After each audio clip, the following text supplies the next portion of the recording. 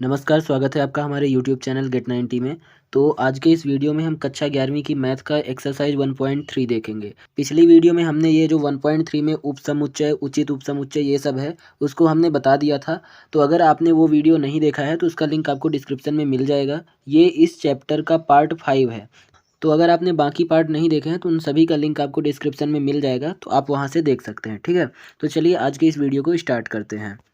देखिए पहले क्वेश्चन में हमें क्या करना है, ये दो प्रतीक दिए गए हैं, है ना। ये वाला प्रतीक किसका है, उचित उपसमुच्चय का, और ये वाला प्रतीक उचित उपसमुच्चय नहीं है, इसका प्रतीक है। तो सबसे पहले तो उचित उपसमुच्चय किसे कहते हैं ये मैंने पिछली वीडियो में बता दिया था, मैं शॉर्टकट में बता रहा हूँ।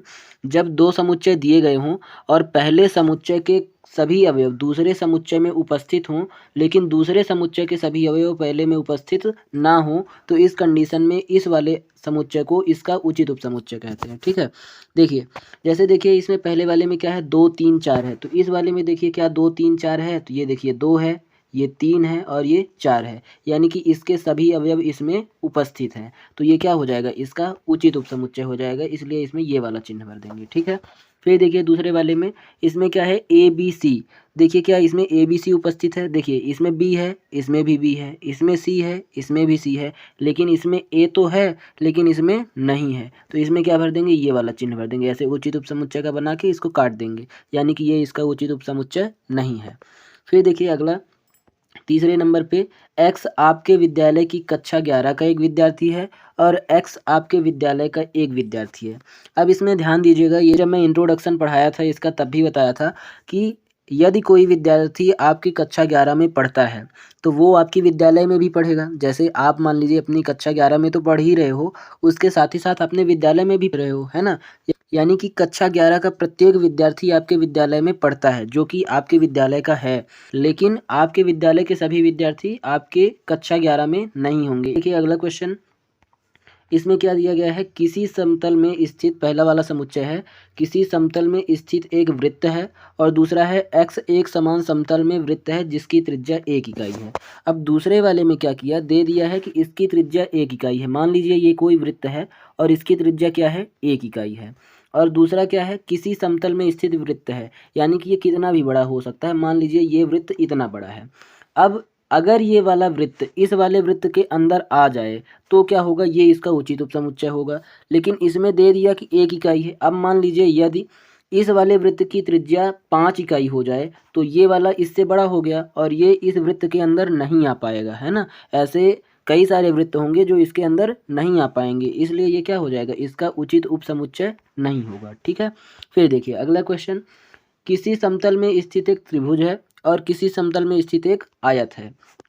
अब बताइए, अगर कोई समतल में मान लीजिए ये आयत उपस्थित है और कोई त्रिभुज उपस्थित है, तो क्या हर एक त्रिभुज इस आयत के अंदर आ जाएगा, क्योंकि आयत अलग चीज़ है ना। आयत की आकृति दूसरी तरह से होती है और त्रिभुज की आकृति दूसरी तरह से होती है, यानी कि प्रत्येक त्रिभुज आयत के अंदर नहीं आ सकता है, ये इसमें उपस्थित नहीं होगा। तो इसलिए ये क्या हो जाएगा, इसका उचित उपसमुच्चय नहीं होगा, ठीक है। फिर देखिए अगला क्वेश्चन है, x किसी समतल में स्थित एक समबाहु त्रिभुज है और x किसी समतल में स्थित एक त्रिभुज है। अब पहले वाले में दे दिया समबाहु त्रिभुज, समबाहु त्रिभुज यानी जिसकी तीनों भुजाएं बराबर हों, और इसमें क्या है, कोई भी त्रिभुज हो सकता है, यानी कि एक त्रिभुज है। अब वो त्रिभुज कैसा भी हो सकता है इस त्रिभुज के अंदर, यानी कि समबाहु त्रिभुज, विषमबाहु त्रिभुज, समकोण त्रिभुज, न्यून कोण त्रिभुज, सब कुछ इसके अंदर आ जाएगा। तो ये समबाहु त्रिभुज भी इसके अंदर आ जाएगा, क्योंकि ये तो एक निश्चित त्रिभुज है, लेकिन ये तो सारे के सारे त्रिभुजों को अपने अंदर ले लेगा ना। तो ये क्या हो जाएगा, इसका उचित उपसमुच्चय हो जाएगा, है ना। क्यों हो जाएगा, क्योंकि समबाहु त्रिभुज भी क्या होता है, एक त्रिभुज होता है, तो इसलिए इसमें ये वाला चिन्ह भर देंगे, ठीक है। फिर देखिए x एक समप्राकृत संख्या है और x एक पूर्णांक है। अब समप्राकृत संख्याएं कौन कौन सी होती हैं, 2 4 6 8, इस तरह से ये समप्राकृत संख्याएं होती हैं। और पूर्णांक कौन से होते हैं, जैसे देखिए माइनस में या प्लस में जो भी संख्याएं होती हैं वो सब पूर्णांक कहलाते हैं। जैसे मान लीजिए मैं 1 से लेकर शुरू करता हूँ, तो 1 2 3 4 5, ये सब क्या है, पूर्णांक है। तो देखिए इसमें 2 उपस्थित है, 4 भी उपस्थित है, इसी तरह से आगे 6 भी उपस्थित होगा, 8 भी उपस्थित होगा। तो ये क्या है, ये सारे के सारे अवयव जो पहला समुच्चय दिया गया था, इसके सारे के सारे अवयव इसमें उपस्थित हैं, इसलिए ये भी इसका क्या हो जाएगा, उचित उपसमुच्चय हो जाएगा। तो इसमें ये चिन्ह भर देंगे, ठीक है। तो ये भी आपको समझ में आ गया होगा। देखिए दूसरा क्वेश्चन है, इसमें हमें सत्य सत्य बताना है। तो पहला समुच्चय दिया गया है इसमें ए बी और दूसरा समुच्चय दिया गया है बी सी ए। अब देखिए क्या इसके सभी के सभी अवयव इसमें उपस्थित हैं? तो यहाँ देखिए ए है, यहाँ भी ए है, यहाँ बी है, यहाँ भी बी है, यानी कि इसके जो अवयव हैं ये इस वाले समुच्चय में उपस्थित हैं, है ना। तो ये क्या हो जाएगा, इसका उचित उपसमुच्चय हो जाएगा। लेकिन यहाँ पर किसका चिन्ह लगा हुआ है कि ये इसका उचित उपसमुच्चय नहीं है, यानी कि ये असत्य है, ये इसका उचित उपसमुच्चय होना चाहिए। ठीक है। फिर देखिए अगला क्वेश्चन ए ई और दूसरा समुच्चय है एक्स अंग्रेजी वर्णमाला का एक स्वर है। तो अंग्रेजी वर्णमाला के स्वर कौन कौन से होते हैं? ए, ई, आई, ओ और यू। ठीक है। अब देखिए और इसमें क्या है, ए ई है। तो देखिए ए इसमें उपस्थित है और इसमें भी उपस्थित है, ई इसमें है और इसमें भी है, यानी कि ये जो पहला वाला समुच्चय दिया गया था इसके सारे के सारे अवयव इसमें उपस्थित हैं, इसलिए ये क्या होगा, इसका उचित उपसमुच्चय हो जाएगा। और ये भी यहाँ पर चिन्ह भी ये इसी का लगा हुआ है कि ये इसका उचित उपसमुच्चय है, यानी कि ये सत्य है। ठीक है। फिर देखिए अगला क्वेश्चन, इसमें क्या दिया गया है, 1 2 3 और 1 3 5। यहाँ देखिए 1 है, यहाँ 1 है, यहाँ 2 है, लेकिन यहाँ पर 2 नहीं है, तो इसलिए यहाँ पर क्या लगा है, चिन्ह लगा है उचित उपसमुच्चय है। लेकिन ऐसा नहीं है क्योंकि इसका जो 2 अवयव है वो इसमें उपस्थित नहीं है, इसलिए ये क्या हो जाएगा, असत्य हो जाएगा। ठीक है। फिर देखिए अगला क्वेश्चन, इसमें क्या है, पहला समुच्चय है ए और दूसरा समुच्चय है ए बी सी और ये इसका उचित उपसमुच्चय है। तो ये बिल्कुल सत्य है। क्यों सत्य है? क्योंकि देखिए इसमें ए उपस्थित है और इसमें भी ए उपस्थित है, यानी कि इसका अवयव इसके अवयव में उपस्थित है, इसलिए ये क्या हो जाएगा, सत्य हो जाएगा। ठीक है। फिर देखिए अगला क्वेश्चन, ये ए एक समुच्चय है और ये ए बी सी में बिलोंग्स करता है, यानी कि सम्मिलित है। ध्यान दीजिएगा, ये अभी तक उचित उपसमुच्चय का चिन्ह था, लेकिन अब क्या है, बिलोंग्स, यानी कि ये इसमें सम्मिलित है। अब सम्मिलित है का मतलब क्या होता है, ये जो यहाँ पर दिया हुआ है ये इस समुच्चय के अंदर उपस्थित हो, जब तो यानी कि ये ऐसे दिया हुआ है, ये ऐसे उपस्थित हो इसके अंदर। लेकिन आप इस समुच्चय में देख सकते हो कि यहाँ पर ए केवल ए है, ये समुच्चय का ब्रैकेट इसमें नहीं लगा हुआ है, यानी कि ये इसमें बिलोंग्स नहीं करता। तो फिर क्या हो जाएगा, यहाँ पर ये असत्य हो जाएगा, यानी कि ये इसमें बिलोंग नहीं करता, ये इसलिए ये असत्य हो जाएगा। ठीक है। फिर देखिए अगला क्वेश्चन है, एक्स संख्या 6 से कम एक समप्राकृत संख्या है और एक्स एक प्राकृत संख्या है जो संख्या 36 को विभाजित करती है। अब ध्यान दीजिएगा, संख्या 6 से कम एक समप्राकृत संख्या, तो 6 से कम कौन कौन सी समप्राकृत संख्याएं होती हैं, 2 और 4। और x एक प्राकृत संख्या है जो 36 को विभाजित करती है। तो 36 को कौन कौन सी संख्याएं प्राकृत संख्या विभाजित करती हैं, जैसे 1 2 3 4 6 और इसी तरह से, है ना। तो ये क्या है, ये सभी के सभी 36 को विभाज्य हैं। लेकिन इसमें क्या है, पहले वाले समुच्चय में 2 उपस्थित है, इसमें भी 2 है, इसमें 4 है, इसमें भी 4 है, यानी कि इस वाले समुच्चय के सभी अवयव इसमें उपस्थित हैं, इसलिए ये इसका क्या हो जाएगा, उचित उपसमुच्चय हो जाएगा। और इसमें उचित उपसमुच्चय का चिन्ह लगा हुआ है, यानी कि ये क्या हो जाएगा, सत्य हो जाएगा। ठीक है। तो क्वेश्चन नंबर 2 भी आपको समझ में आ गया होगा। देखिए यदि आपको कहीं पर डाउट लगता है तो आप कमेंट करके पूछ भी सकते हो, है ना, बिल्कुल मैं आपको जवाब दे दूंगा। और मैंने एक नंबर भी दिया हुआ है डिस्क्रिप्शन में, तो उस पर अगर आपको कोई क्वेश्चन पूछना हो तो आप क्वेश्चन की फ़ोटो खींच के या टाइप करके आप व्हाट्सअप कर सकते हो, है ना। तो मैं वहाँ भी आपको जवाब दे दूंगा। ठीक है। देखिए मैं अभी क्वेश्चन नंबर 3 छोड़ रहा हूँ, मैं क्वेश्चन नंबर 4 बता देता हूँ। क्वेश्चन नंबर 3 का मैं एक छोटा सा अलग से वीडियो बना दूंगा। ठीक है। देखिए फोर्थ क्वेश्चन क्या है, इसमें कहा गया है निम्नलिखित समुच्चयों के सभी उप समुच्चय लिखिए। तो उप समुच्चय मैंने बताया था आपको कि जो फाई होता है वो प्रत्येक समुच्चय का उप समुच्चय होता है, यानी कि फाई सब में उपस्थित होगा। ठीक है। तो ये हो गया फाई। और फिर उसके बाद ये जो अवयव होते हैं, इन अवयवों को विभिन्न रूपों में लिखा जाता है, यानी कि अलग अलग अवयवों के साथ इनको जोड़ के लिख दिया जाता है, वही उप समुच्चय है। तो यहाँ पर तो एक ही अवयव है, तो क्या लिख देंगे, ए, और इसको ऐसे ब्रैकेट में लिखेंगे, यानी कि ये समुच्चय है, और यही दो इसके क्या हो जाएंगे, उप समुच्चय हो जाएंगे। ठीक है। फिर देखिए अगला क्वेश्चन है ए बी।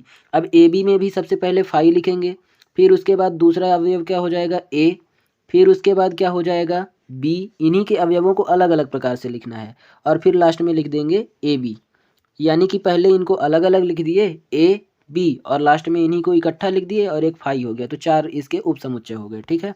फिर देखिए अगला क्वेश्चन है 1 2 3। तो यहाँ पर सबसे पहले तो फाई करेंगे, फिर 1 करेंगे ऐसे ब्रैकेट में, फिर 2 करेंगे तो ये भी ब्रैकेट में ऐसे, फिर उसके बाद 3 करेंगे ये ऐसे।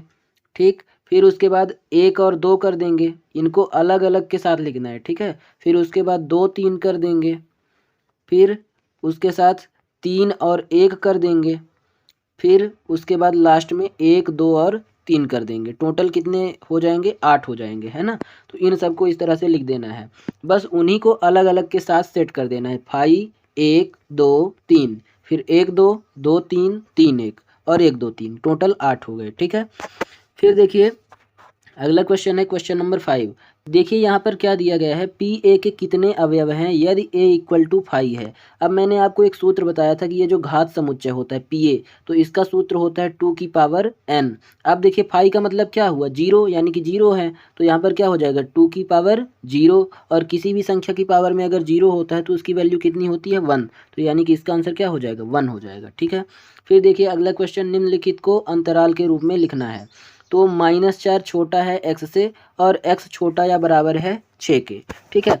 तो मैंने आपको बताया था कि जिसके साथ ये बराबर वाला चिन्ह लग जाए उसकी तरफ ये बड़ा वाला ब्रैकेट लगाते हैं, तो यहाँ क्या लिख देंगे 6, और जिसके साथ केवल छोटा या बड़ा का चिन्ह लगा हो उसके साथ हम ये छोटा वाला ब्रैकेट लगा देते हैं ये।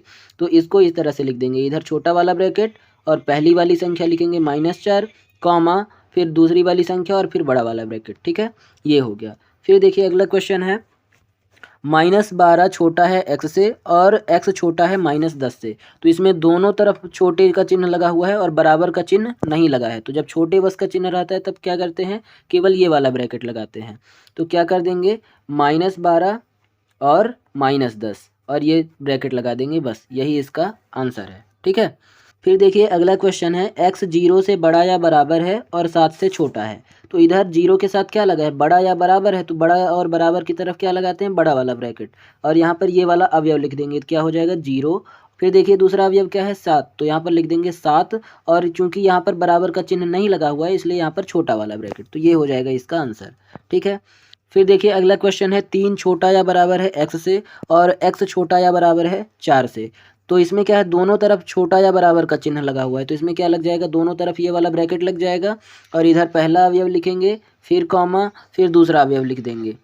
तो यहाँ पर क्या है 4, तो ये इसका आंसर हो जाएगा, ठीक है। तो ये भी आपको समझ में आ गया होगा।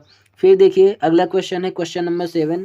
यहाँ क्या है, इसको अंतराल के रूप में लिखना है। तो अंतराल जो अभी हम पिछले क्वेश्चन में किए हैं उसी का जस्ट उल्टा है।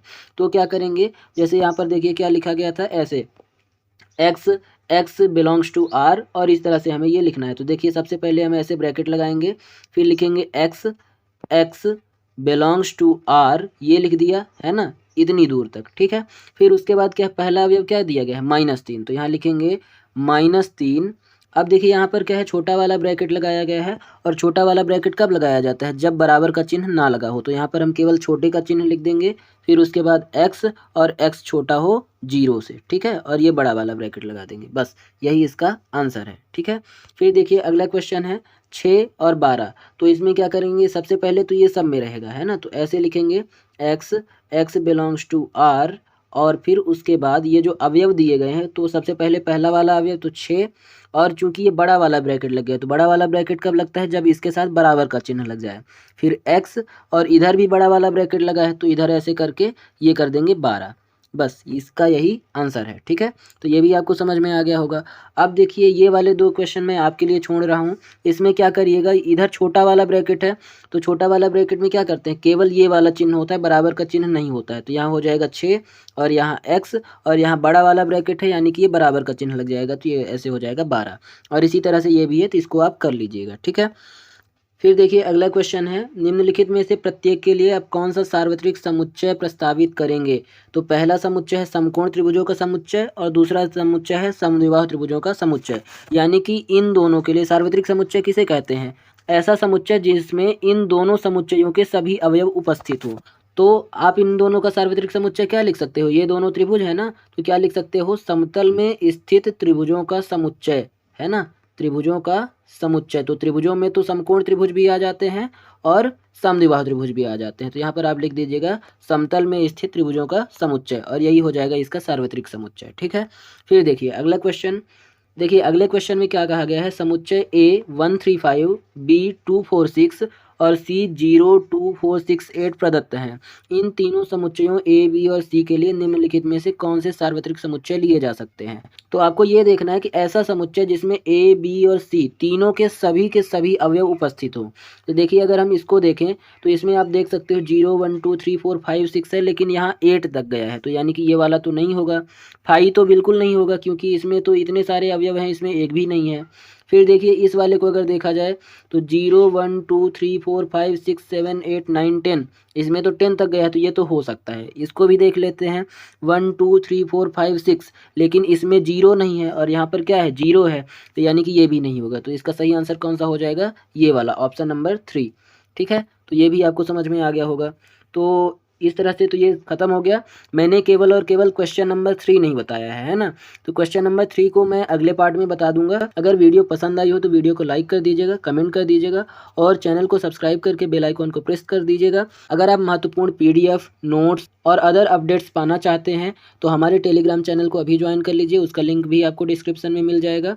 और आप लोगों को परेशान बिल्कुल भी नहीं होना है। हो सकता है आपको थोड़ा बहुत कहीं ना समझ में आया हो, तो जहां आपको ना समझ में आया हो तो आप वीडियो थोड़ा सा पीछे करके देख सकते हो। ठीक है, तो चलिए मिलते हैं अगली वीडियो में, तब तक के लिए नमस्कार, धन्यवाद।